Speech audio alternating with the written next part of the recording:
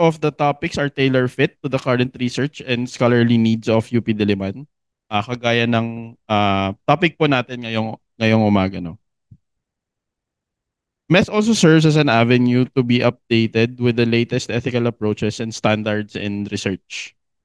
As a reminder po to our regular or yung mga suki po natin na participants, and as a briefer to our new participants kung meron po ngayon, no, both on-site and online, MES is designed to be informal and conversational. Hence the idea of having conversation and exchange of insights over lunch. Yan po. At dahil dyan, ang natanging wish ko lang po sa ating lahat ngayon, if you've brought your lunch, feel free to eat. At sana po, masarap po yung ulam natin today.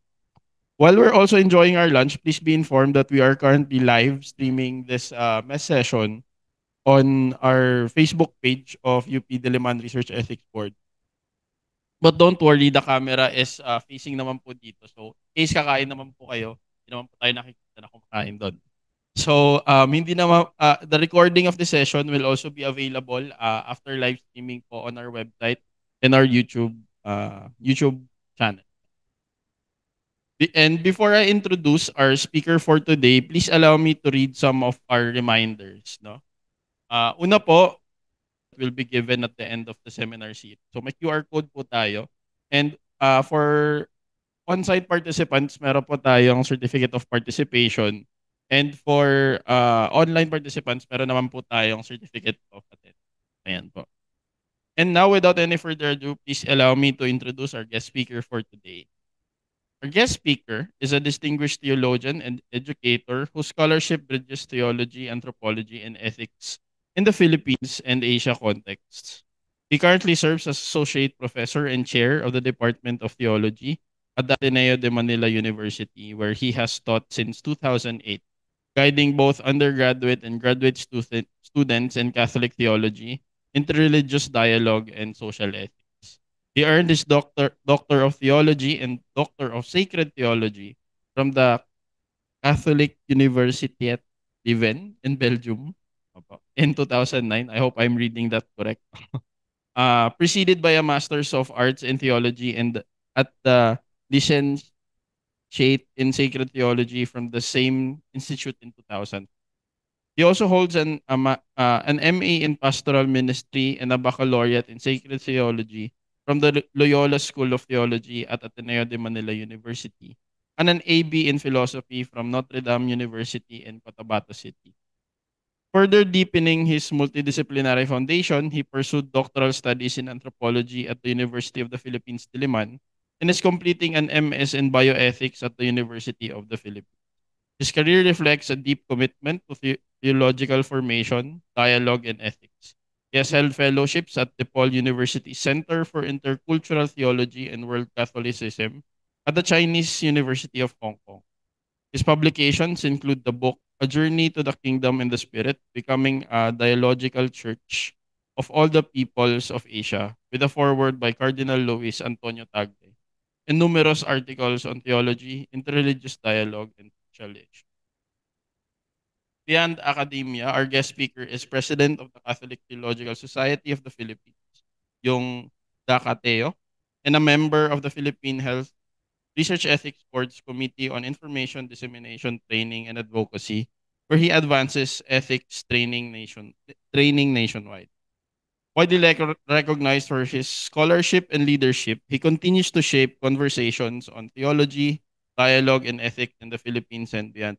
Ladies and gentlemen, tulungan niyo po ako bigyan ng masagabong palakpakan ang ating speaker ngayong araw na ito, si Dr. Ruben C. Mendoza. Welcome, sir.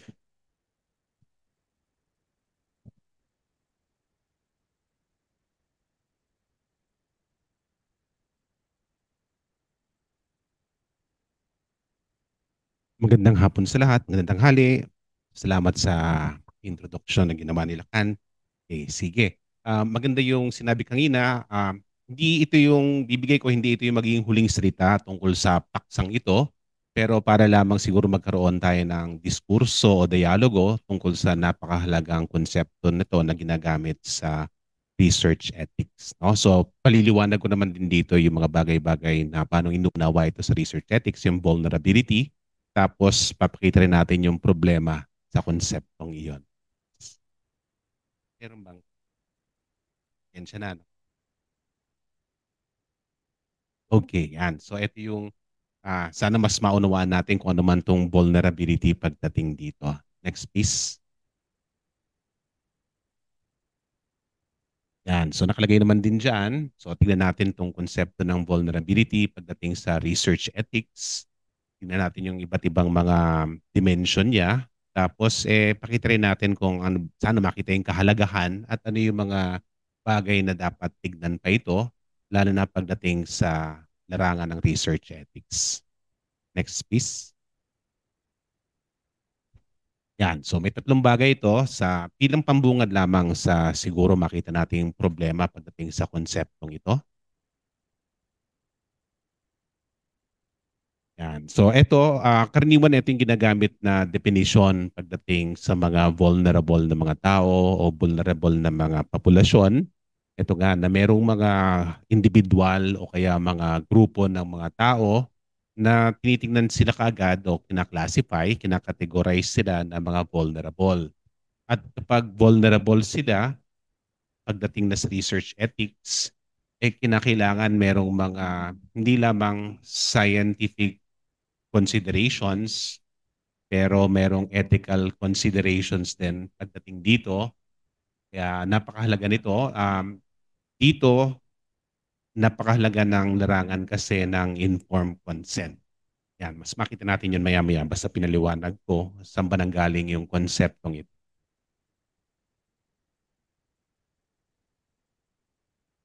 Yan. So eto, minsan nakapagbigay ako ng basic research ethics training sa isang pamantasan. Grabe ang naging palitan, no? Nagkaroon ng heated exchange, nagkasigawan pa nga no?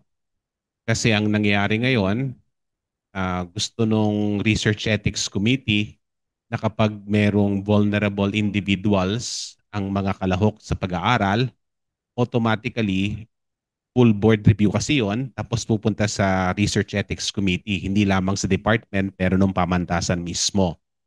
Ang siguro yung ganung bagay maganda naman pero ang pinaka-problema dito maantala itong mga pananaliksik na ginagawa ng estudyante. Karaniwan ang turnaround time kung hindi vulnerable ang mga uh, pinag-aaralan na makalahok sa pag-aaral, 4 na linggo lamang. Kapag may vulnerable, nadodoble, 8 linggo. Kung merong isang semestre ka lang upang gawin ang iyong pag-aaral at tapusin at simulat ang iyong thesis, makita nyo na, no? Magkakaroon talaga ng problema pagdating sa ganong issue. Yan. Next. Yan. So ito pa yung isa sa mga lumabas na siguro isa sa mga malaking problema pagdating sa vulnerability. Pag sinabi bang vulnerable ang isang tao, automatically, binabaliwala mo na yung kanyang agency. Kasi ito yung paano yung kakayanan na magpasya, mag-isip para sa kanyang sarili. Automatically, sasabihin ng Research Ethics Committee o na kaya ng researcher, vulnerable ka. At maapektuhan na kaagad ang iyong pakikilahok sa anumang pag-aaral. So kaya ito yung isa sa mga naging katanungan, no? Yung capacity of the individual to make informed choices kasi na-label kang vulnerable. No? So yung isang susi ito sa pag-unawa rin ng vulnerability. Kung titignan kasi natin ang kasaysayan ng konsepto ng vulnerability, nagmula ito sa biomedical field at tapos na-apply na ito sa iba't ibang mga disiplina. Pero iba kasi ang biomedical field sa iba ang halimbawa agham panlipunan. So ibig sabihin ba yung vulnerability sa biomedical na related siya kung titingnan natin ang kasaysayan sa informed consent, ganun din ba ang dapat gawin natin sa ibang disiplina? Baka naman ini-impose natin yung sa biomedical field doon sa ibang mga disiplina. So yun yung issue dito. Kaya agency, napakalaga. Next. Yan, kung titingnan ninyo, halimbawa, ito, no? Sa ginagawang mga pag-aaral sa buong mundo, ito yung mga data lamang na makikita natin. So, sige. Next, please. So makita ninyo, 70% karaniwan ng mga participants ay tinitignan na vulnerable kaagad. So ang dami nila, no? Sa lahat ng mga pag-aaral sa buong mundo. Next. Tapos din, ito yung karaniwang naka-enroll sa ngayon sa research 2 milyon. Next. Tapos dito, sa 50% sinasabi ng mga Research Ethics Committee, kinakailangan palagi merong mga mitigating strategies para sa mga vulnerable individuals. Ibig sabihin, may sapat na struktura na kabahagi ng research na kung saan mapapangalagaan itong mga tinitignan karaniwan o tinuturing karaniwan na vulnerable. Next. Merong 3 bagay ito na tinitignan kasi karaniwan kapag pinag-usapan ng vulnerability. Yung isa na banggit ko na kanina, yung tinatawag na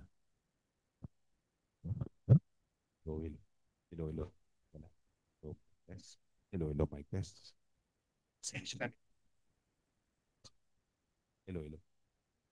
Mic test. Yan, okay na ba? Pasensya na yung mga nasa online, nag-echo kasi dito kung nasaan kami. Okay. Oh. Okay, sige. Merong, gaya ng sinasabi ko, merong 3 areas na karaniwan tinitingnan para sa pagdating sa vulnerability. Yung una ron ay yung pinag-uusapan tungkol sa informed consent. Kasi nga kung vulnerable sila, maapektuhan daw ang kanilang kakayanan na makapagbigay talaga ng free and informed consent. So isa yon. Ikalawa, yung risk assessment. Pinapalagay nito na kung vulnerable ka, mas mataas ang risk factor sa'yo kumpara sa hindi ka vulnerable. So ayun. At ikatlo, dahil vulnerable tong mga participants, so yung mga Research Ethics Committee, kinakailangan bantayan nila na yung mga researchers nila ay talagang ginagawa nila yung kanilang dapat gawin na pangalagaan itong mga vulnerable participants. So, 3 key areas yan pagdating sa vulnerability. Kasi kung hindi vulnerable ang mga participants, iba yung oversight na ginagawa ng REC. Mas tinututukan kung mayroong mga vulnerable participants. Next. Yan. So ito makita ninyo, konting ano lang evolution. Siyempre, hindi naman ganun ka-ano to, no? Ganun ka-precise itong mga petsa na ito.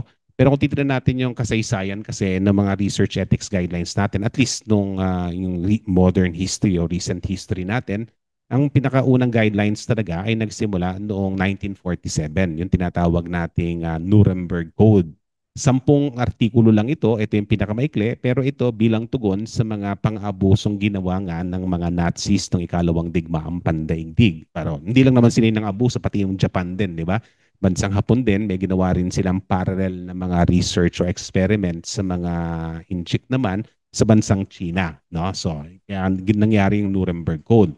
Tapos, ito makita niyo nakalagay dito 2024. Pero yung WMA na yan lagay, ay ano pa yan, nagsimula yan mas maaga pa, 1964, World Medical Association. At yun lamang yung latest version kung nakaraang taon. Sige, next please. Yan. Ito ang pinagbayan ng Niwan. Ito yung framework na ginagamit natin sa research ethics sa kasalukuyan ay nanggaling dito sa Belmont Report. Yung Belmont Report ay bilang tugon ito sa Tuskegee syphilis trial na nangyari sa Estados Unidos na kung saan itong mga African Americans ay pinag-eksperimentuhan nila, nagsimula pa noong 1930s tungkol sa syphilis. No? May mga syphilis sila, pinag-aralan nila yung progression ng syphilis. Pero ang problema kasi dito, yung pag-aaral tumagal hanggang 1970s, hanggang nabuking na lang sila. Tapos, ang pinaka-problema doon, 1940s, may gamot na sa syphilis. No? Penicillin lamang. Pero hindi nila binigyan ng gamot itong mga African Americans na ito, kinukuha na, pinag-aaralan talaga nila kung ano yung takbo ng syphilis. So kaya nga isang malaking skandalo yan, di ba? Nga may gamot na pala, hindi mo binigyan ng gamot. So pinabayaan mong maghirap, magdusa yung mga tao na may ganong klaseng sakit.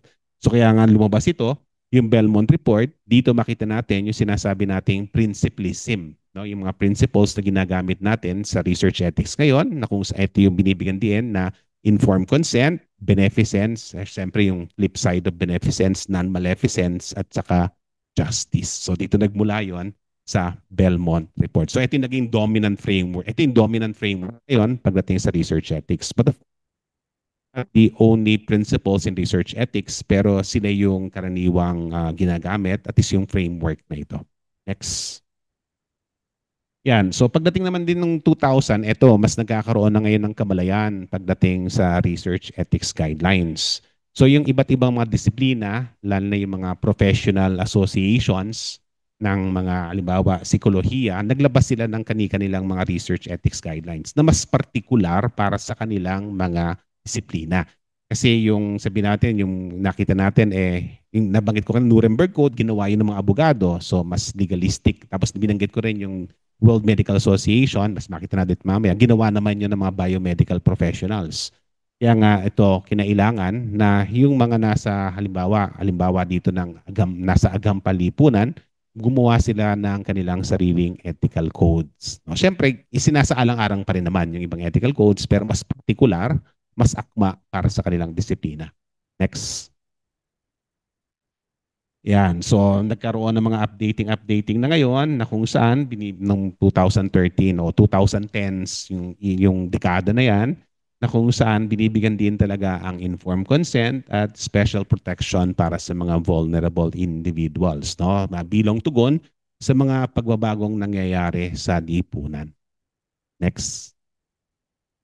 Yan. So ito yung pinakahuling version nga ng World Medical Association. So tungkol dito sa research ethics, at dito makita pa rin natin yung pagbibigay din sa vulnerability, yung framework pa rin na yun ang ginagamit, na kung saan dapat merong karampatang pagngangalaga para sa kanila.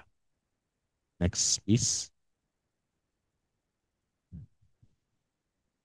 Yan. So paano ba natin ngayon, ito yung sinasabi ng ating guidelines sa kasalukuyan. Paano ba natin mapapangatwiranan na kinakailangan talaga natin ng vulnerable individuals o population sa ating research? Ano ba yung sinasabi dito? So ito, sinasabi dito ng Belmont Report, ito yung unang sinabi niya, no? Kinakailangan din talaga, kung isasama mo siya, para sa kanila talaga, merong silang kabutihan na makukuha sa pag-aaral na yon para sa kanilang kapakanan. At sisiguraduhin talaga na hindi mo kompromiso yung free and informed consent nila. Next.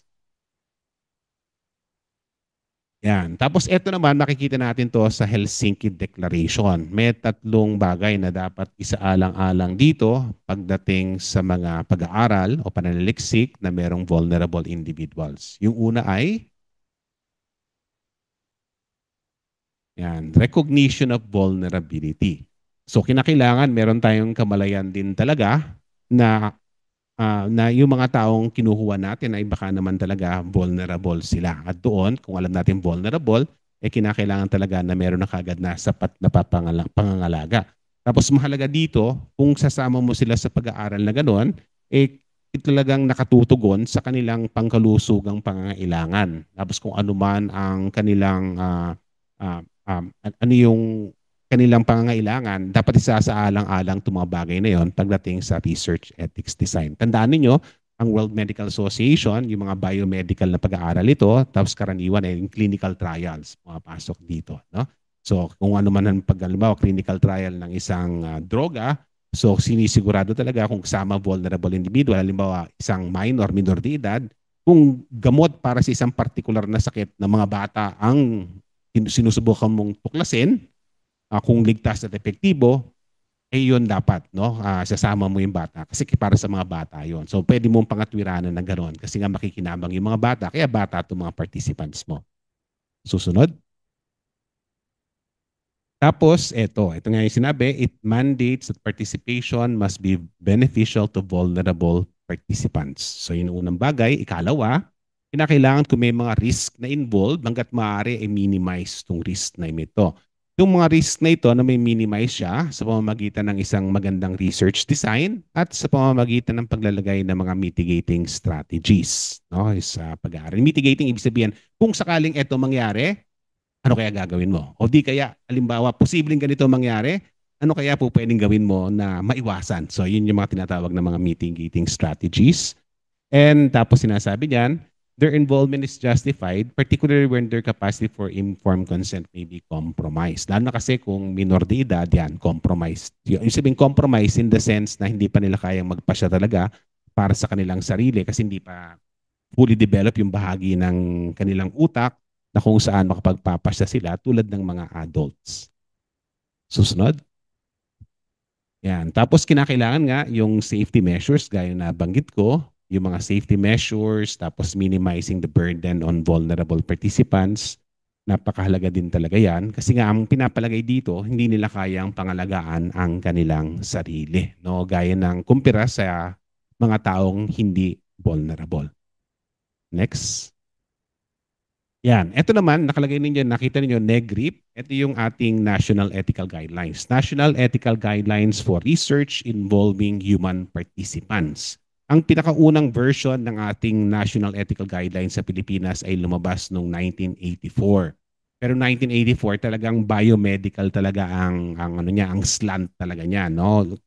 Later on na lang mas nagkaroon ng kamalayan ang gumawa kasi niyan yung Philippine Health Research Ethics Board, nagkaroon ng kamalayan na teka, yung ibang disiplina baka na-etcha puwera sila o nababaliwala. So kaya unti-unti sinubukan talagang mas inklusibo yung pamagat at yung laman ng National Ethical Guidelines. Kasi isa sa mga karaniwang reklamo pagdating sa ating National Ethical Guidelines ay minemedicalize daw yung ibang disiplina na hindi naman dapat medical. So kaya nga bilang tugon sa ganong gatsing kritisismo, sinusubukan talagang mas inklusibo. Kaya mapapansin ninyo, yung pamagat mismo, research involving human participants. Kasi dati, ethical guidelines for, parang ang slant niya for medicals, nakalimutan ko na yung original title, pero yung title niya, hindi kasama ang mga social sciences o behavioral studies, yung ganong mga bagay. So kaya nga ito, nawa. So ano ba sinasabi ng NEGRIP pagdating dito?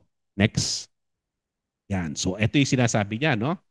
Ito yung kanyang pakahulugan sa mga vulnerable participants. Yung mga tao daw na ito ay hindi nila kayang pangalagaan ang kanilang sarili o makapagpasya talaga para kung ano makabubuti para sa kanila.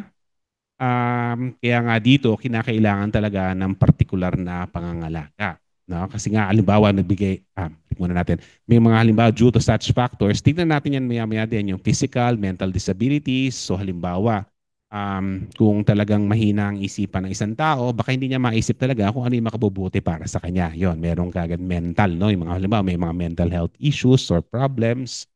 Poverty, kakibat nila symmetric power relations, no? Halimbawa, kung mahirap ang isang tao, tapos yung nag-ayay sa kanila ay nasa position of authority, makakatanggi ba? O di kaya yung asymmetric power relations, isang doktor, tapos yayayain ng kanyang mga pasyente na maging kabahagi sa isang clinical study. So yung ganon. So hindi pagkapantay. So yung halimbawa, kung ikaw yung pasyente, matatakot, baka mapinitan kang umuo sa pag-aaral, kasi nga baka hindi ka nakitahin ng doktor mo. No? So yung ganong klaseng bagay. So asymmetrical power relations yung nandoon. Next.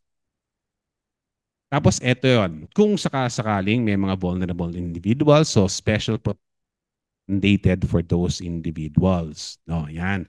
So hindi naman sinasabing ibaliwalain sila o wag na kagad silang isama, pero merong kinakailangan na particular na atensyon na ibibigay sa kanila na kung saan talagang mapapangalagaan sila, makikinabang sila sa pag-aaral. Tapos yung pag-aaral na yon kasi mahalaga na kanilang gawin sa kanila kasi hindi po pwedeng gawin sa ibang populasyon. Dapat yung particular na grupo yun pag-aralan. Next. Yan. Tapos ito lang yung implikasyon nito, no? Kasi nga ito, meron din tong sa timeline ng pag-aaral ng pananaliksik na ginagawa ng isang tao, kung sakaling may vulnerable individual sa ating kasalukuyang guideline ngayon, automatically full board review ang nangyayari dito para talaga sinisigurado kung ano man yung iba't ibang mga ethical issues ay talagang natutugunan, no? So parang naging gatekeeper talaga ang Research Ethics Committee pagdating dito. Pero ito may practical na consequence ito. So halimbawa, nakadalo ako sa nagbigay ako ng nag-facilitate ako ng isang research ethics training, tapos nagkasagutan yung head ng Research Ethics Committee sa isa sa mga participants. Kasi naglabas ngayon ng mandato itong Research Ethics Committee na kahit sa undergrad, kinakailangan, kasi ang karaniwan ginagawa basta undergrad na mga pag-aaral, yung department lamang gumagawa ng ethics review. Pero naglabas ng mandato ngayon na kapag undergrad ng pag-aaral at merong vulnerable participants, aakyat na ngayon yan sa University Research Ethics Committee. Pero ang magiging problema doon, matatagalan ng review time. Kung wala kasing vulnerable individuals, 4 weeks lamang ang turnaround time. Kapag may vulnerable individuals, mabilis na ang 8 linggo. So, yun yung magiging problema. Nadoble na kagad. So, imbis na 1 buwan lang hihintay ng estudyante, masisimulan niya ng kanyang pag-aaral, maghihintay siya ng 2 buwan bago niya masimulan ng kanyang pag-aaral. Kung naghahabol ka na, di ba? So, yun yung magiging problema dito. Tapos kung tambak pa ng trabaho yung Research Ethics Committee, swerte ka na kung lumabas yun ng 8 weeks. Kung may mga tanong-tanong pa, no? Kung may pang revisions pa, mas matatagalan. So, kaya nga, ito yung isa sa mga maaaring pag-usapan siguro ng mga Research Ethics Committee, paano ba ma-expedite yung proseso, no? Pagdating sa mga reviews. Siyempre, gusto nating dumaan sa Research Ethics Review at tama lamang din yon, pero not at the expense of research being done in a timely manner. Diba? Yung gusto nating mangyari. Gusto naman natin ganun din. Next.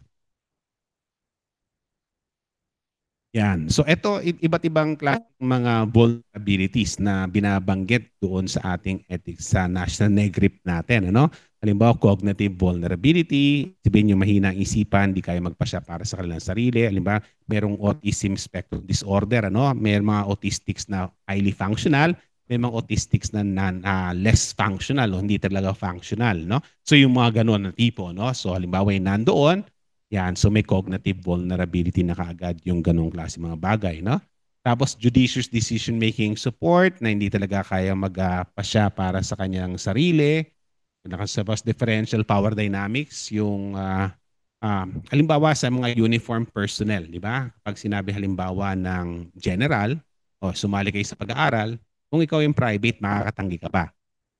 Ikaw yung warden sa isang bilangguan, yung PD, persons deprived of liberty, sabihin ng warden, sumali kayo dito, makakatanggi ka ba? Kung yung mayor sa selda, sinabing ganito, makakatanggi ka. So yun yung power dynamics. Mahalagang tingnan. Medical vulnerability, doktor, tapos yung pasyente nasa ICU, yung ganon. Comatose, halimbawa, yun. So, medical vulnerability yun. Allocational fairness, yun naman yung tinatawag natin na tawag dyan, yung mga mahihirap naman. No? Halimbawa, sabihin mo sa pag-aaral mo, meron kang bibigay na monetary compensation sa pakikilahok sa pag-aaral. So baka naman kasi kailangan talaga ng isang tao ng pera, sasali siya sa pag-aaral kahit na sinasabi ng meron siyang kutob na hindi para sa kanya yun. Ano? Pero kasi kailangan niya ng pera, o di sige, sali siya sa pag-aaral. Nabalitaan ko nga sa isang pamantasan na kapag gumagawa kasi sila ng clinical trials doon, nabalitaan ko yung mga empleyado nila sumasali sa mga clinical trials. No? Kasi nga malaki ang bigay sa clinical trials. At tapos nabalitaan ko sa isang doktor na na ethics trainer na may nalaman nila yung pagdating dito sa COVID-19, sumali talaga sa clinical trials sa COVID-19 kasi malaki ang bigay. Pero nag-register sila sa Quezon City, nag-register sa Pasig, nag-register kung saan ano, ang dami nilang natanggap na pera. Pero siyempre isipin niyo, iba't ibang doses ang nakuha nila, no? Karaniwan 3 doses lang yan tapos hindi pa sunod-sunod, di ba? Pero yun ang nakuha nila, natanggap nila ng maraming pera para doon. So kaya nga, yun, makita natin allocational fairness criteria, no? Yung poverty halimbawa na nagtutulak sa kanila maging kabahagi ng research kahit makasama sa kanila. Infrastructural vulnerability, ibig sabihin wala talaga yung infrastructure sa lipunan na kung saan pwede sila makilahok talaga sa isang pag-aaral o hindi makilahok sa isang pag-aaral. Yun, tama na. Infrastructure kasama na yun sa pinag-aralan ngayon sa yung mga hearing sa Senado saka sa House, di ba? Yung sa DPWH. So, bahagi yun ng infrastructural vulnerability, yung ganung klaseng bagay. At ikahuli, yung gender naman. Kasi halimbawa sa ating lipunan, datapat may mga developments na o pag-unlad na pagdating sa LGBTQIA plus community, meron pa rin, di ba alam niyo na, meron pa rin diskriminasyon o meron pa rin stigma na kabahagi doon. So ayan. So iba't ibang klaseng vulnerability na karaniwan ay makikita natin, no? Ito yung tinatawag na contextual vulnerability. Isang kategorya ito kasi may tinatawag pa kasi na yung tinatawag na ano ba 'yon? Categorical contextual, limutan ko, hindi ko maalala ngayon. Basta may isang tawag pang kategorya. Pero ito yung tinatawag na contextual vulnerability. Tinitingnan yung konteksto ng tao. Yan. Next. Yan. So itong halimbawa lang, dalawang grupo lang na binabanggit sa ating NEGRIP at national guidelines na tinuturing silang vulnerable. No? Halimbawa, kapag you're a child, meaning less than below 18 years old ka, automatic categorize ka na vulnerable. Kasi nga, bakit? Kasi hindi pa talaga nadidevelop ang kanilang isipan, kanilang utak na kung saan makapagpapasala sila kung ano yung makabubuti para sa kanilang sarili. Kaya nga ito ay kinakailangan hindi lang halimbawa pagdating sa mga bata, may mga iba't sa ating national ethical guidelines, depende kung ano edad, merong assent at consent. Assent ng bata, consent ng bata. No? Assent ng bata, consent ng mga magulang o di kaya yung legally authorized representative nila kung ano sinasabi ng batas. Ano? So merong mga ganon. Pero alimbawa kung titignan ninyo, people living with HIV, categorized din sila as being vulnerable. Kasi isa sa mga bagay na nandito ay yung merong social stigma. No? Lalo na unang pumutok itong HIV, hindi na alam yung ganon, kung anong klaseng sakit ito, nagkaroon ng social stigma. At karaniwan ng mga people living with HIV kasi ay ano sila, mga homosexual. So same, alimbawa sa Pilipinas, last year ba 'yon? Ang taas ng pagbilang ng bilang ng pagtaas ng rate ng yung HIV ng AIDS. Tapos karaniwan in the majority of cases same sex kaya napapasa ang HIV at AIDS At kapag gano'n na nangyari, alam niyo naman, Pinoy hindi pa talaga alam mo na may mga ano pa rin gender discrimination pa rin.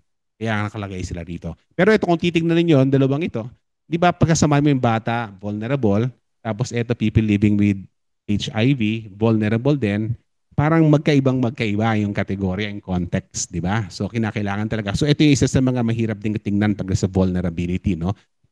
Sinasabi mo, eto vulnerable, pero kinakailangan maging malinaw tayo bakit natin tinutukoy na vulnerable yung mga grupo o mga individual na ganon.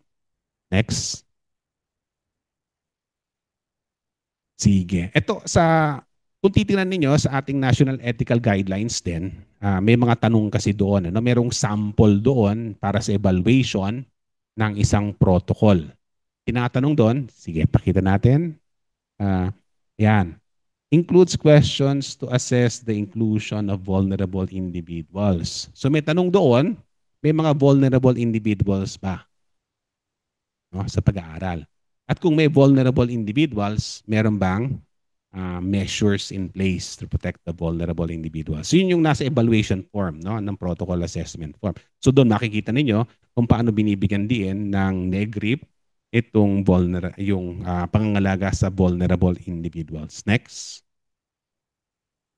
Yan. So bukod doon, yung ikalawa, protection mechanisms required. So kung may vulnerable individuals, sumagot ka, yes. Halimbawa, may mitigating strategies ba? Meron ba, are there measures in place that will protect vulnerable individuals? Yan, as much as possible, no? Ngayon, ito, pagdating sa marami sa mga nasa agham panlipunan, kino-question nila.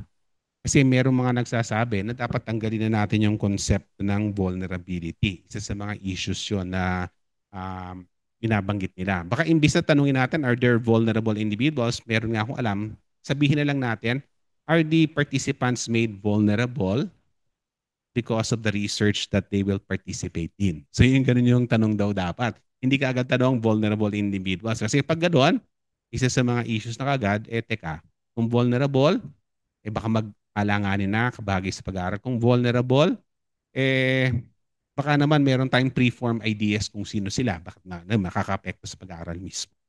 Sige, mas pambangitin ko maya-maya. Yan. Kaya nga, complex ito, masalimuot itong issue, hindi ganun kasimple. Maganda ang layunin na pangalagaan kung may mga vulnerable individuals o populations, pero kinakailangan maging matalino tayo sa pagtalakay nito pagdating sa research ethics review. Hindi lang basta-basta vulnerable individuals kasi nandun ka, swak ka sa sinasabi ng ating guidelines, so kaagad-agad na kagad.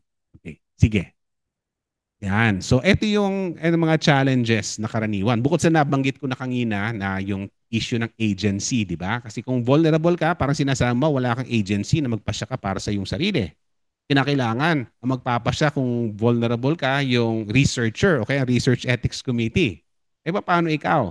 Paano kung tingin mo sa sarili mo, hindi naman vulnerable? Kahit sinasabi nila vulnerable ako, eh kung tingin mo sa sarili ko, hindi naman. Paano yon? Paano yung agency ko? Di ba? Yung mga ganung mga issues, no? So isang napakalang issue. Kaya nga, ah, ah, hindi ganun kasimple yung bagay na ito. Kaya kung tignan natin yung classification ng vulnerability related doon, um, karaniwan yung babae, women are considered vulnerable, particularly pregnant women. Why are women considered vulnerable? Not because they are inferior to men, but because we live in a patriarchal and sometimes misogynistic society, no? So, yun yung ating katotohanan. So, if women are vulnerable, kinakailangan, ano gagawin? Ano kinakailangan gawin natin dyan? Pero halimbawa, lahat ba ng babae vulnerable? Pagdating kay Sara Duterte, o yung mga bilyonaryo, ng mga C o mga Ayala o yung mga Bilyar, vulnerable ba sila dahil babae sila? So yung mga ganung mga bagay, no? So dapat tingnan nyo. Kasi hindi, sabihin, doon makita niyo yung difficulty din, di ba? Hindi natin sinasabi na halimbawa sa lipunan nga, patriarchal, oo. Mas lamang ang kapatid na mga kapatid ni Sarah sa kanya kaysa sa kanya bilang mga lalaki o kaya bilang babae, no? Pero kung kukumpira mo siya sa ibang mga babae, eh masasabi mo natin vulnerable. So ito yung mga ilang mga issues, no? It's often viewed as a fixed concept. Teka, may notes lang ako pagdating dito.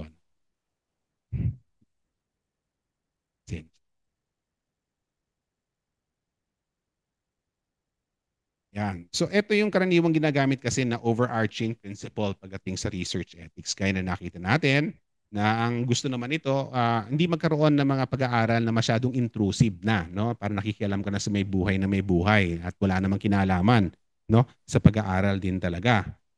Tapos din, kung ganito rin kasi yung sabihin natin, yung fixed concept, eh baka naman din kasi nagkakaroon tayo ng preformed ideas tungkol sa mga participants natin na nakakapekto kung paano tayo makikitungo sa kanila. At kung yung mga vulnerable na nga, kulang na sila sa self-confidence sila, tingin pa natin sa kanila, vulnerable sa kanila, baka na-exacerbate lang yon yung vulnerability kasi ganun ang tingin natin sa kanila. Tapos din, maaring mangyari din dyan, yung REC, baka ino-overestimate naman din nila yung risk na involved para sa mga vulnerable individuals. Kasi kaagad-agad, meron ka ng preform idea nga na vulnerable sila, kahit sila naman hindi nila tingin na vulnerable sila. So, yung parang gano'n, naging automatic na kagad na tingin ay vulnerable, no? Kaya nga, ang isang bagay na isalang-alang dito, pagdating sa vulnerability, tingnan din natin kung paano yung iba't ibang disiplina ay tinutugunan nila yung iba't ibang disiplina kung paano nila tinutugunan o paano nila inuunawa yung vulnerability. Yan. Kasi nakaka-apekto rin yung halimbawa yung gender ng researcher kung paano siya makikitungo sa kanyang mga participants. So isang issue yun tungkol sa vulnerability. Baka naman in certain cases, yung researcher pa nga ang vulnerable. So halimbawa, isang babae na researcher, pinag-aaralan niya halimbawa gang violence. So siya pa nga yung vulnerable. Okay, so isang researcher, kahit lalaking researcher, pinag-aaralan niya itong halimbawa yung mga politiko natin, politicians natin, kung paano yung sabihin natin gumagawa sila ng batas o kickback kung gusto ninyo, ganun yung pag-aaral. And that makes the researcher vulnerable. So yung ganung klase mga bagay, no? So isang issue pa rin yun. So yung konsepto ng vulnerability dapat i-problematize din natin. Tapos nakalagay din dyan yung hindi malinaw tong konsepto rin kasi sa ibang sense kasi halimbawa ginagamit na interchangeable itong mga salitang vulnerability, sensibility, marginality sa ilang mga pag-aaral ngayon. No? Tapos karaniwan kapag may vulnerable individuals, automatically nale-label na ang isang pag-aaral na sensitive. Pero not necessarily, di ba? Tapos din, halimbawa, dahil nga ang pag-aaral, halimbawa, may ginawa silang pag-aaral dito, no? Tapos yung may mga RECs daw, yung Research Ethics Committees, na karaniwan ay tinatanggihan nila, mas malaki ang chance na tanggihan nila ang mga pag-aaral na may kinalaman sa grief, death, and trauma. Kasi sensitive yung topic. Pero kapag tinanggihan mo kaagad dahil sensitive yung topic, vulnerable individuals, baka naman nagdudulot to ngayon ng kakulangan talaga ng pag-aaral sa ganung klaseng mga paksa. Kaya nga pag-aaralan, wala kulang pa yung pag-aaral. Pero basta automatically tinanggihan mo kasi nga maselan tong pag-aaral na yon, nawawala ng pagkakataon na mas maunawaan yung ganung klaseng mga karanasan. Yan. Tapos din dyan, gaya na banggit ko, maganda rin naman ano, pagdating sa consent procedures, maganda naman din talaga sa pag pinag-usapan natin yung vulnerability na mapapangalagaan talaga itong mga individual na kabahagi doon na kung saan ang kanilang mga karapatan ay mapapangalagaan, kanilang kapakanan ay talaga matitignan, tapos maiiwasan yung sinatawag na unacceptable research practices. Um, Kaya nga kinakailangan doon ng free and informed consent. Mahigpit ang mga research ethics committee pagdating doon na maaari ka lang halimbawa mag-recruit ng mga participants kapag meron ka ng ethical clearance at yung ethical clearance, titignan para makuha yon, talagang tinitingnan talaga, sinusuri talaga ng mabuti, pinag-aaral ng mabuti yung mga protocols. Yon. Karaniwan ganon, informed consent form. Pero pagdating naman sa agham panlipunan din kasi, iba naman din. Ang problema dito sa pagdating dito, maraming mga social researchers, ang ginagawa nila, hindi yung informed consent form, pero ginagamit nila mga information sheets na kung saan sinasabi nila doon sa kanilang mga participants kung ano yung pag-aaral, ano yung gagawin, ano yung layunin, ganong katagal ang kanilang partisipasyon. Um, ang marami sa mga social science disciplines, kung di man lahat, ay inductive yung kanilang pamamaraan. At dahil inductive, mahirap masabi kaagad-agad sa protocol kung ano yung gagawin, ano yung mga tanong, ano yung mga mangyayari. Mahirap masabi kung ano yung mga benepisyo sa mga pag-aaral. Nire-require kaagad sa protocol kapag sinumite mo for ethical clearance, ano yung mga benefits. No? Mga researchers mismo, baka sila mismo hindi nila alam kung ano yung mga benefits. Kasi nga hindi ganun inductive nga yung proseso. So hindi ka agad na mga may pre-form ideas ka na kung ano kalalabasan. Mas madali kasi sa biomedical field. No? Kapag clinical trial, ano yung gusto mong mangyari, malinaw yon. No? Kasi sinusubukan mo yung safety and efficacy of a particular drug no? That is being developed or vaccine as the case may be. Pero ito kasi pagdating dito sa social science, medyo mahirap talaga to point out particular benefits of a research. At least point out all the benefits of a research. Yan. So, mga issues yan pagdating para sa ganon. At dahil doon, dahil sa masalimuot ang proseso ng pagkuha ng clearance, ang nangyayari ngayon, may mga tao umiiwas na lang. Kung may mga sa kanilang pag-aaral, umiiwas na lang na magkaroon ng vulnerable participants. Pero pag ganun, maaaring magdulot ito ng nakalagay nga dyan, subpar research outcomes. Kasi may mga grupo ngayon na dapat pag-aralan kasi nga kulang pang pagkaalaman natin tungkol sa kanila. Pero dahil vulnerable sila at dahil tingin ng researcher mahihirapan sila, parang siguro baka pakiramdam pa ng iba, dadaan sa butas ng karayom para mabigyan sila ng ethical clearance, iba na lang pag-aaralan nila. So, yun yung magiging problema doon. No? Magkakaroon ka ngayon ng dearth o kakulangan ng mga pag-aaral sa iba't ibang mga larangan ng buhay. Pero baka nga dahil vulnerable sila sa buhay, dapat sila pa nga yung mas pag-aralan para naman siguro makagkaroon ng katarungan, no? Katarungan sa ating lipunan. Bakit nagkaganon sa kanilang kalagayan sa kanilang buhay? No? So ayun, maraming mga issues pagdating dito. So gusto ko lang bigyan din mahalaga na pangalagaan natin kung talagang vulnerable yung mga individuals sa mga anumang klaseng pag-aaral na masigurado natin ang kanilang karapatan at ang kanilang mga kapakanan. Mahalagang bagay yon. Pero dapat isaalang-alang din natin itong mga individual na kabahagi talaga, isaalang-alang natin yung konteksto nila sa kanilang buhay. So halimbawa na lang, siguro kakibat dito, karaniwan na isa sa mga bagay na ginagawa, anonymization of the participants, di ba? Pero isa sa mga tanong dyan, paano kung yung participant mismo gusto niya ma-identify sa pag-aaral? Kung titingnan natin ating participants as co-producers o co-creators of knowledge, shouldn't we give them due credit by identifying them? Yung mga ganong klaseng bagay, di ba? So, hindi ba mahalaga rin? Kung gusto niya mapangalanan, wala siyang problema. Pero sabi sa iyo ng Research Ethics Committee, anonymization.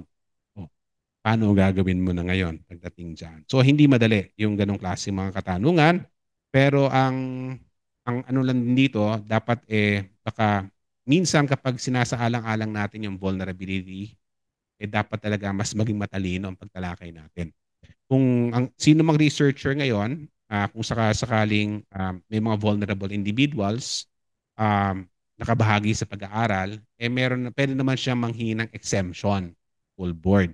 Pero kinakailangan paliwanag niya mabuti. At dapat din yung Research Ethics Committee ay maging bukas sa paliwanag naman ng researchers bakit hindi na kinakailangan ng full board review, kinakailangan na lang expedited review sa kanyang pag-aaral kahit na may mga vulnerable individuals. Yan. So, mahalagang bagay yun dapat sa alang-alang natin. Nabanggit sa akin kanina na marami daw mga pag-aaral na ginagawa tungkol sa mga indigenous peoples. Sa guidelines natin ngayon, indigenous peoples ay tinuturing na mga vulnerable population sila. Tapos masalimutan proseso doon. Dadaan sa REC, pagkatapos ng REC, pupunta sa NCIP, tapos basta okay na sa NCIP, bababa na naman ngayon sa REC para sa ethical clearance.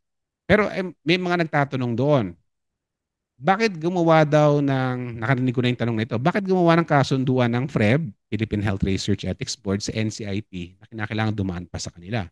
Sino nagbigay daw ng otoridad sa NCIP na sila yung magiging gatekeeper? Siyempre sa batas natin, sila yung parang they should promote the welfare of the IPs. Pero we do know that the NCIP is also politicized. No? So, who makes sure that the gatekeepers will really do their job properly, of protecting the rights and welfare, in this case, of the indigenous peoples? Pumunta ka sa NCIP, tapos naman ngayon, tapos isang question pa dyan, yung mga indigenous peoples ba pumayag sila na gano'n ang gawin? Yung ganung klaseng bagay. Meron akong alam na isang gumawa siya, kabahagi siya ng isang, ano ba tawag dito? Indigenous people, kabahagi siya ng indigenous people. Tapos nag-aral kasi siya ng anthropology sa Mindanao, isang university sa Mindanao. Ang ginawa niya, pinag-aralan niya yung kanilang sariling kultura with the consent of the elders, the community. No? Ngayon, nag-post siya sa Facebook na ginawa niya yung pag-aaral na yon. Nakatanggap siya ng message galing sa regional NCIP. Bakit daw hindi himingi ng clearance sa kanila? So, paano yung ganon? May clearance yung community nila, pumayag yung community, tapos eto yung NCIP, sinasabi, bakit ganon ang ginawa?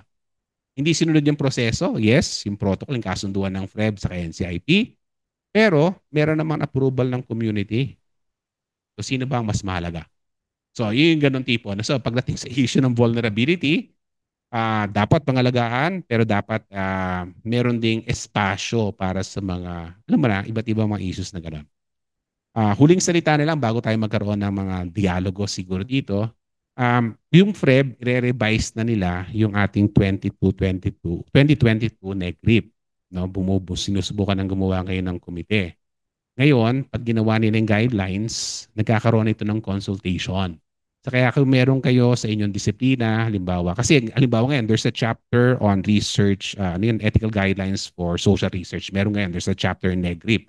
So if you want changes in that particular or revisions in that particular chapter that you think will improve the guidelines, then makibahagi kayo sa consultation. Yeah. So mahalagang bagay. So yun lamang, pwede na siguro tayo magsimula sa ating mga tanong kung sakasakali man magkaroon ng dialogo pagdating dito. Salamat po.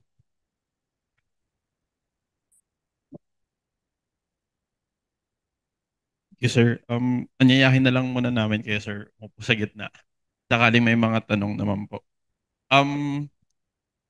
Thank you, sir, for that insightful discussion on vulnerability and research ethics. Ngayon po, in-open namin yung floor or screen for that matter para sa online participants natin. Kung sakaling meron silang mga tanong. No? Unahin ko dito sa space natin kung may mga tanong dito. Raise your hands lang po if you have any questions for our guest speaker. Ayan po. And for those sa Zoom, you may also type in yung questions and questions nyo or comments nyo regarding the talk. Sige po. Yes, sir. Sige po. Pakilala na lang, sir, institution and then name and institution na lang po or affiliation. Magandang araw, Sir Ruben. Ako po si Diwa Quiñones mula po sa Department of Psychology dito sa UP Diliman. Siguro yung una ay gusto kong magpasalamat dun sa unang paglalatag ninyo tungkol sa konsepto ng vulnerability. No? Maganda po yung paglalatag ninyo na hindi lang siya base kung bebelong yung isang tao sa isang particular category, pero merong nga pong mga pwedeng somewhat indicators na maari nating pagbasihan kung kailan natin masabing tumataas or bumababa yung level ng vulnerability ng isang tao. So I think magandang information yun para sa mga researchers at saka sa ethics reviewers sa pagdisenyo nila ng research at ganun din sa pag-evaluate nila ng research kung reviewers sila. Yung tanong ko naman po specifically ay yung doon sa huling bahagi ng inyong tinalakay, yung kaso nung nag-post sa Facebook na inaral niya yung sarili ng grupo. Na-curious po ako kung paano kaya na-resolve yung ganun or ano yung paraan para i-address yung ganong klaseng concern. Kasi meron din po akong mga, nabasa na, dahil nga po miyembro sila ng isang indigenous group, so hindi na nila idinaan pa sa instrumentalities ng gobyerno, doon na mismo na kinuha yung consent sa grupo na inaaral nila po. Okay. Hello. Ito na lang, sir. Okay, pagdating doon, yung konteksto kasi kung saan nakwento nung taong ito, yung nangyaring gano'n, gumawa kasi kami ng konsultasyon nung nire-revise yung chapter doon sa NEGRIP tungkol sa studies involving IPs, no? Kinuwento niyo ng gano'n kasi nga merong kabahagi doon sa chapter na yon ng studies involving IPs na kinakailangan dumaan si NCIP, no? Walang question na dapat dumaan sa siguro Research Ethics Board kasi hindi naman nangangahulugan na kapag kabahagi ka ng IP group na yon, magiging maayos ang pag-aaral mo na kagad, di ba? Na ethically, scientifically sound. So mahalaga pa rin na dumaan. Pero ang ginawa lang niya kasi hindi niya dinaanan na yung NCIP doon. So yung NCIP, umalma siya. Pero pasensya na, hindi niya nakwento kung ano yung nangyari kasi katatapos lang yung pangyayari. Tapos ano lang parang in passing na kwento in response to a particular provision in the ethics guideline. Pero wala na ako nabalitaan kasi naman na negatibo pagkatapos noon. Kasi yung community naman, yung alam ko sinuportahan siya ng community kasi nga may pumayag yung community niya. Yun.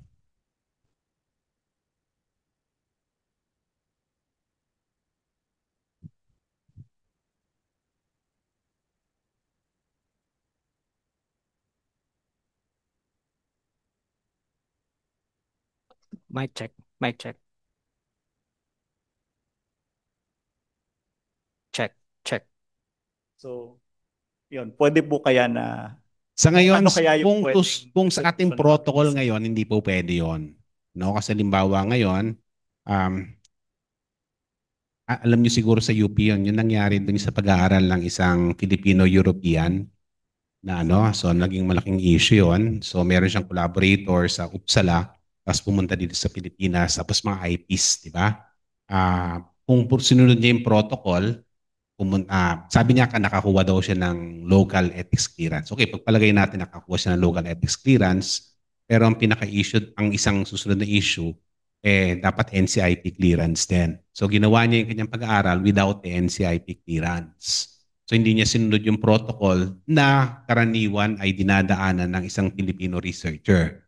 Kaya nga doon yung pumapasok ng issue ng justice o fairness. Yung Filipino researcher, dinadaanan niya yung proseso, yung protocol, sinusunod. Tapos eto, dahil European ka, exempted ka. So yung mga ganun tipo. So may mga politics din yan, power play involved. So ginawa ng National Ethics Committee natin, nagreklamo sa university, nagsumulat sa iba't ibang mga journals, pero wala nangyari.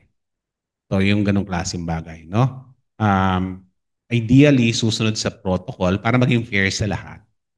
So, pero yun din, so baka kinakailangan din i-revisit din yung protocol, baka sakaling ma-improve yung proseso. Kaya kung may mga suggestions ngayon na i-revise, hindi naman set on stone yung kasunduan ng NCIP. May kasunduan ngayon, NCIP sa FREB, pero kung sakasakaling tingin ninyo may mas magandang proseso gano'n, po pwede naman imungkahi sa FREB na baka kinakailangan magbalik tanaw pagdating sa kasunduan na yun.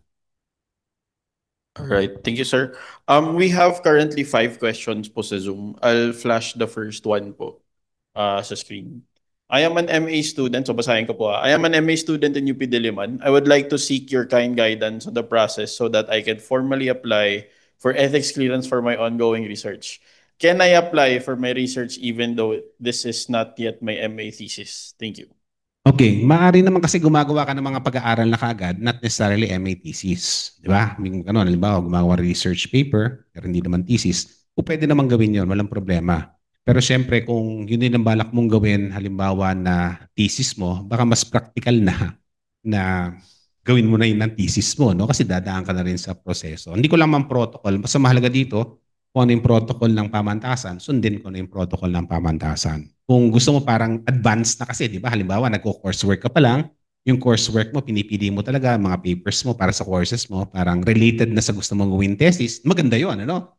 Talagang mas forward-looking yon.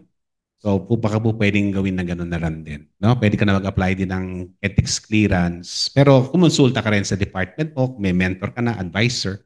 So, para mas parang hindi madodoble yung trabaho. Okay.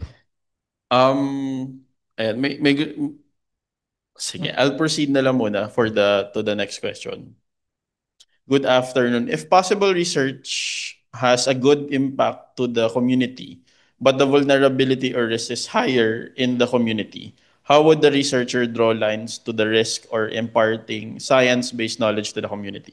Okay, maganda yung tanong na ito, no? Dito pumapasok na yung kahalagahan ng community consultation. No? Kaya may mga disiplina kasi, mga pag-aaral, studies that lend itself to participative participatory action research. Yon. So kung ganoon, hindi kasi lahat ng disiplina ganoon, di ba? Pero may mga klase ng mga pag-aaral that yun nga, mas madaling gamitin yung ganoon.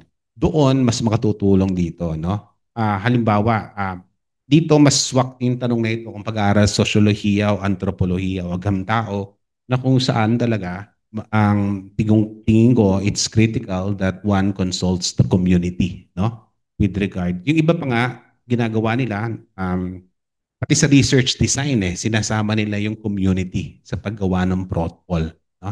Kasi bukod sa halimbawa meron ka na talagang immersion o yung field work na gagawin, merong preparatory phase kasi lalo na kung anthropology, may preparatory phase na kung saan na nagtatanong na sa community kung ano ba yung magandang gawin, yung ganung mga bagay, kung sino yung pwedeng kausapin, yun. So mahalaga yung preparatory phase na yun na consultative na kaagad sa simula pa lang.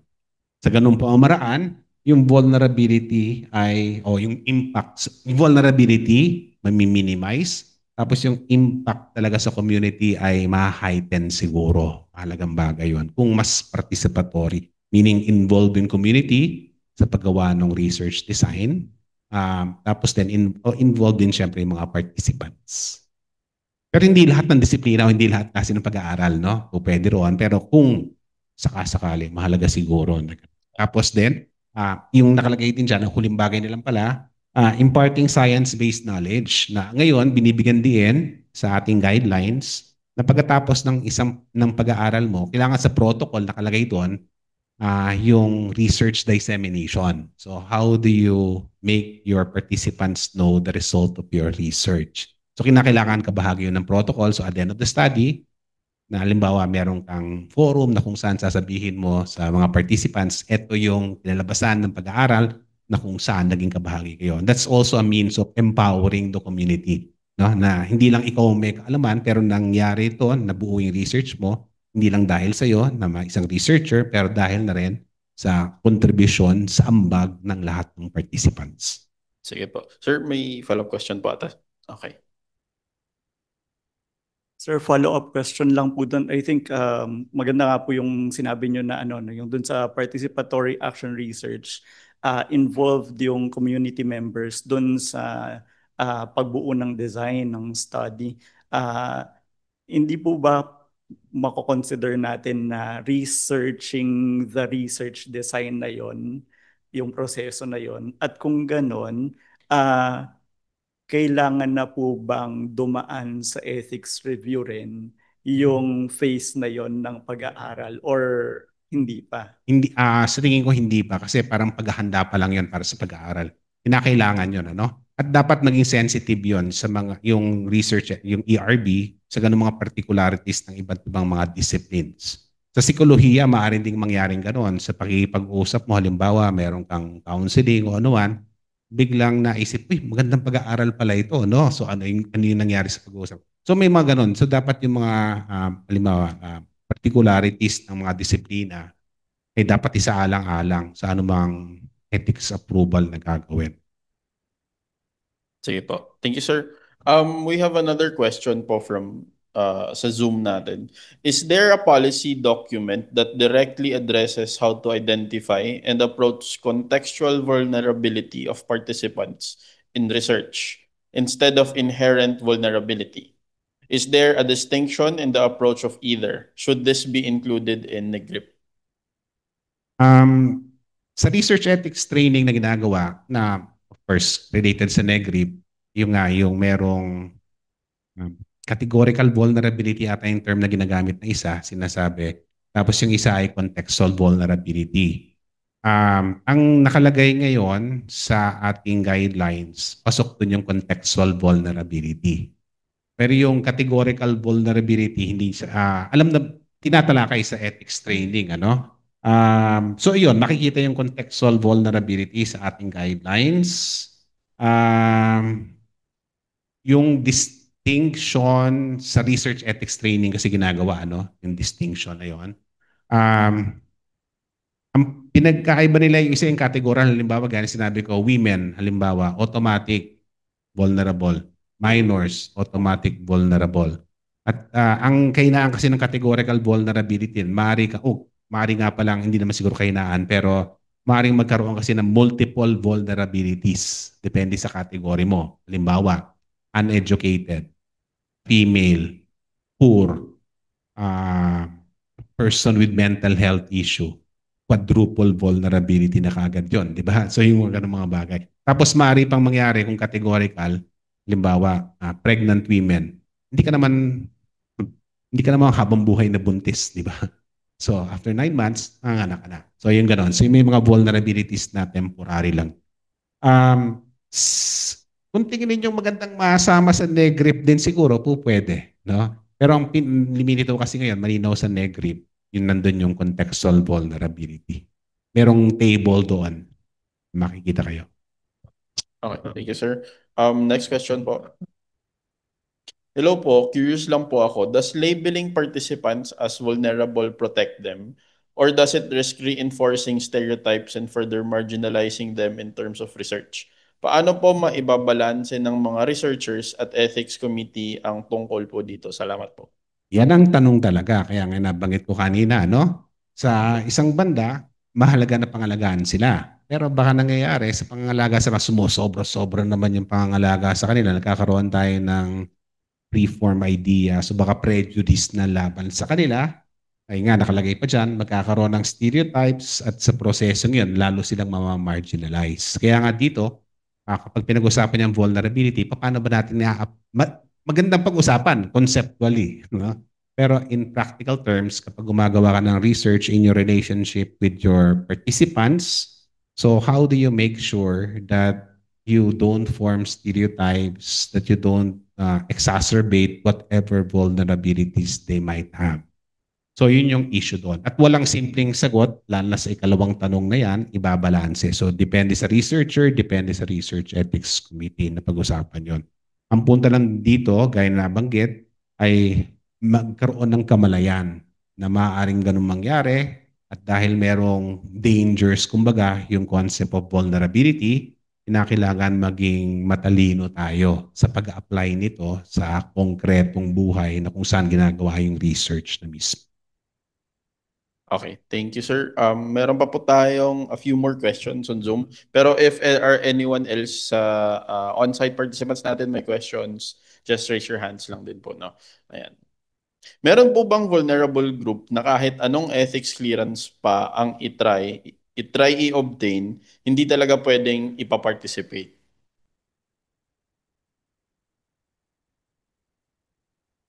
Okay. Kung vulnerable talaga ang isang klase ng pag-aaral lang kung vulnerable na hindi talaga papayagan ay kung walang pakinabang yung vulnerable group na yun sa pag-aaral mo. Yun lamang. Pero bukod doon, kung meron silang magyayaring pakinabang, may benefit sila, tapos meron ka namang mga risk mitigating strategies, papayagan naman karaniwan na yun. No? Pero lang kung sobra-sobra din yung panganib, halimbawa, hindi lang sa participant pero para sa researcher, baka yung Research Ethics Committee na magsasabi, huwag mong gawin yung pag-aaral na ito. May mga ganun kasi. Pero merong iba rin kasi talagang, alam mo niya, yung iba kasi gusto nila parang mas exciting, ano? Kung talagang mas challenging, kung sakali talaga mas mahirap yung pag-aaral. Halimbawa, ito, bigyan lang kayo ng isang halimbawa ng isang researcher. Isa siyang anthropologist, pinag-aaralan niya gang violence. Tapos talagang nag-immerse talaga siya. Hindi ko lang alam kung nabalitaan niyo to. Nag-immerse talaga siya sa pag-aaral na ginagawang ganon. Pag-aaral niya sa isang na yon. Tapos ang ginawa niya, yung gang kasi gustong gumawa ng paghihigante in drive-by shooting. So sumali itong anthropologist. At hindi lang siya sumali at nag-observe. Ang ginawa niya, siya pa yung driver ng drive-by shooting na ginawa. And then of course, she was called out for that. And ginastify niya. Kung talaga maging kabahagi ako to, lulubog talaga ako, being one with them, mas maunawa ako, kailangan kasama ako doon. Yun sabi niya. Of course, hindi ko na alam kung ano nangyari pagkatapos nun, no? Kung sa tinanggap pa yung justification niya. Pero talaga, yung ganoon. Siyempre, delikado yung ganoon. Sa Pilipinas kaya, papayagan ng rec yung ganoon. Ewan ko na lang. Baka delikado kasi para sa researcher. Tapos, yung ganon. Dapat isipin din yung safety ng researcher pagdating doon. And up to what extent will you really be in solidarity with your research participants? To what extent, di ba? So yun, parang extreme naman yun, alam ko. Alright, thank you, sir. May question pa po tayo. Next question po. Hello po, would love to ask how people can involve themselves in the consultation regarding the revision of our current guidelines. Okay. Ang mangyayari dyan, bumubuo pa lang ng committee ngayon. Karaniwan merong committee na parang ad hoc committee na titingin sa kabuuan ng guidelines. Tapos for particular studies, halimbawa sa chapter on social research, meron ding isang committee na gagawin dyan. Yan. Yung committee na yon composed ordinarily of social scientists and social researchers. Tapos kapag naka-draft na sila, ang gagawin yan, ipapadala na ng FREB yan sa iba't ibang mga institution. So doon po pwedeng magbigay ng feedback. Ang problema lang, hindi ko lang alam kung yung mga institutions, lalo na yung mga accredited RECs, doon nila pinapadala eh. Hindi ko lang alam kung binababa talaga ng mga RECs. Naging kabahagi ako noon, tapos ang ginawa noon, pati yung PSSC, Philippine Social Science Council, pinadalan din sila ng feedback. Unfortunately, pinadalan din sila ng text para for feedback. Unfortunately, there were only 2 members of the PSSC who gave feedback. Hindi ko lang alam din kasi kung dinisseminate nila sa kanilang mga members. So sa prosesong yun, kapag nanghingi na ng feedback po, pwedeng maging kabahagi. Tapos kung kakilala ninyo siyempre yung committee members, hindi ko pa rin alam kung sino, no? Kung kakilala niyo yung committee members, kung may mga concerns kayo, so po pwede namang bigay ng feedback. Thank you, sir. We have 2 more questions po. Next question. Can you establish a robust ethical procedure in your study and still get an approval kahit wala po ito guidelines ng Ethics Committee from Visayas po na question? Okay. Again, can you establish a robust ethical procedure in your study and still get an approval kahit wala po itong guidelines ng Ethics Committee? Medyo hindi ko maintindihan yung tanong, ano? Pero kinakailangan kasi magkakaroon ka lang ng approval kung dadaan talaga sa ethics committee. Yung ganon. Pero hindi mo naman kasi yung ethics committee. Hindi ko sinasabi na hindi ka po pwedeng gumawa ng isang protocol na kahit halimbawa sa lugar mo ah, walang research ethics committee sa lugar mo, hindi ka po pwedeng gumawa ng isang protocol na maayos, scientifically and ethically sound. Po pwede rin naman gawin yun, lalo kung meron kang kamalayan pagdating sa research ethics. Po pwede naman mangyari din yun. Pero kasi yung clearance, talagang kinakailangan dumaan sa research ethics committee. Yun yun. Yun yung mangyayari doon. Ngayon, sinusubukan nilang, yung FREB, sila kasi nag-accredit, punong-puno ang kanilang schedule na kung paano kayo, isang taon na ata ang waiting time, parang ganon. Kaya kung di ka magpa-schedule talaga ng maaga, mahihirapan. Pero ginagawa, meron na ngayon mga regional ethics committees, may mga consortiums para mas mapadali, lalo na sa mga lugar na kung saan wala pa talagang research ethics. Alright. Next question po. Doctor, good afternoon. I am Ruben from Caraga Regional Hospital. There is a research proposal submitted to us involving interview to mothers who had traumatic delivery. Trauma defined by it physical, emotional, or psychological. My question is, am I right in asking the researcher for A, mitigating strategies, and B, safety measures, as well as C, the statement of concrete benefits these women will get from it? Thank you. Yes, tama. Tamang-tama yung mga tanong na yan. Yung iba pa nga,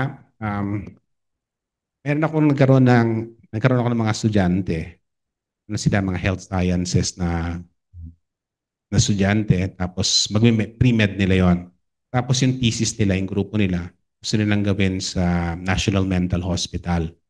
So gumawa sila ng protocol, inaprubahan ng ang kanilang protocol, tapos pagpunta nila sa ospital na yon, kinakailangan sinabihan sila, we need to review your protocol. Mas bukod doon, hiningan pa sila, tinanong, dumaan ba kayo sa research ethics training? Yung mga ganon. So, particular institutions may have other requirements. So, even if other institutions, their home institution have already approved their protocol, but there may be particular requirements of the institution that you will study or members of that community, because they want to make sure that that your research will really be beneficial and won't cause harm to the members of their community. Kasi maaaring yung nag-approve, meron silang hindi nakikita kasi nga hindi sila kabahagi ng institution na yon. So yung ganun kasi mga bagay. Kaya yung mga tanong na ito, mahalaga ito. Fair lang tanong na ito. Dapat tanongin din talaga. Alright. Sir, we have one last question. Nasa Zoom din po natin. Next question po. Gaano po katagal dapat po ma-review ang isang informed consent? Baka pwede po kayong magbigay ng at least 3 key points na dapat makita sa isang informed consent. Okay. Yung mga bagay na dapat makita sa informed consent, tingnan nyo na lang yung sa NEGRIP, marami yun. Sa National Ethical Guidelines natin, nakalagay doon yung mga bagay na dapat nakalagay sa informed consent form. Halimbawa, sa bahagi doon, ano yung pag-aaral, ano gagawin mangyari sa pag-aaral, siyempre ano yung research question, objectives, bakit sila kinukuha sa pag-aaral, ganong katagal ang kanilang participation, ano yung kanilang mga karapatan, tapos kung magkaroon ng problema, sino po pwedeng kontakin, meron bang compensation, so ilan lamang sa mga marami yon na nakalagay doon dapat sa informed consent. Hindi ko na maalala ngayon lahat ng mga nakalagay doon, pero re-refer ko lang kayo doon sa ating NEGRIP, downloadable yon, pumunta kayo sa FREB website, at doon makikita ninyo merong talakayan doon sa informed consent form na dapat naroon po lahat. Marami po kasi yun. Okay. Sir, meron tayong last question na nadagdag. Pinaka-last. Is that okay to answer? Ito na ba yung pinaka-last? No? Ayan. Based on your knowledge and experience, sir, how do we handle ethical research proposals of senior officers related to low-ranking uniformed personnel, that being AFP, PNP, etc.? Do uniformed personnel have an existing research ethics boards or committees in their own academies and military schools? Wala akong alam na sa schools nila meron, Meron akong alam, baka yung hospital nila, mga military hospitals, baka sila pa meron, na kung may research na ginagawa doon. Pero yung schools, wala akong alam. Ngayon, meron tayong chapter chapter doon sa ating national guidelines, paano yung research na. Pasensya na, no? Hindi ko kabisado yung chapter na yun. Pero there's a chapter in NEGRIP which discusses that particular question. But I would think that, for instance, of course, you go to the higher ups in order to get their consent to be able to study in that institution or community. But impressing upon them that as much as possible, they won't be forcing their personnel or their people to participate in the research. Kasi gusto mo nga ng free and informed consent. Pero para sigurado, tingnan nyo na lang din yung guidelines nakalagay doon. Okay. Thank you, sir, no, for answering as well all our questions. That wraps up our portion of the open forum and wraps up this seventh episode of MES, the Monthly Ethics Seminar Series of the University of the Philippines. Bigyan naman po natin ng palakpak muna si sir, no, for actively answering all those questions na meron tayo. Sir, we would like to present to you our certificate of appreciation as well. Ito po yung digital copy para din makita ng participants natin sa Zoom. But we have as well yung physical copy po na nandito. We'll just give it to you na lang po later. Ayan po. And then, yes. Sige. Ayan po. Ayan po. Let me read lang po briefly the Certificate of Appreciation. The University of the Philippines Diliman Research Ethics Board awards the Certificate of Appreciation to Ruben C. Mendoza, PhD, STD, for exemplifying his expertise in contributing invaluable knowledge as research speaker on vulnerability in the eyes of the beholder, problematizing the concept of vulnerability in research ethics during the 7th episode of the 2025 UPDREB Monthly Ethics Seminar Series, Etika Inan at Etika Alaman, conducted on September 11, 2025 at the NSRI conference room and via Zoom and Facebook Live. Given this 11th day of September 2025 at the NSRI conference room, Miranda Hall, University of the Philippines, Diliman. Signed, Maria Corazon A. de Ongria, Chair, UP Diliman Research Ethics Board, University of the Philippines, and Carl Michael F. Odulio, Vice Chancellor for Research and Development, University of the Philippines, Diliman. Ayan po, sir. Ikaw bigay. Ayan po. Palakpakan na po natin, sir. Ayan. Thank you. Ito din, sir, yung... Ito din yung token, sir. Ayan po. Okay. See you po in our special mess episode, no? Meron po kaming special mess episode. But before that, ito po pala yung evaluation forms natin for especially those na nasa Zoom online. We also have for on-site, meron po tayong printed copies ng evaluation form. So just scan it na lang po and you'll receive your respective certificates as well. Ayan po. And see you po on September 26, by the way, no? That's a few days from now. We have a special mess episode, no, on research under martial law. This will be from 1:00 p.m. to 4:00 p.m. at the AVR1 National Engineering Center, University of the Philippines, Diliman. Again, AVR1, yung room po ng venue natin of September 26. No, our guest speaker is none other than Dr. Ramon Bomen G. Guillermo, the Director of the Center for International Studies, UP Diliman. So see you po at maraming salamat po sa ating lahat. Ayan po.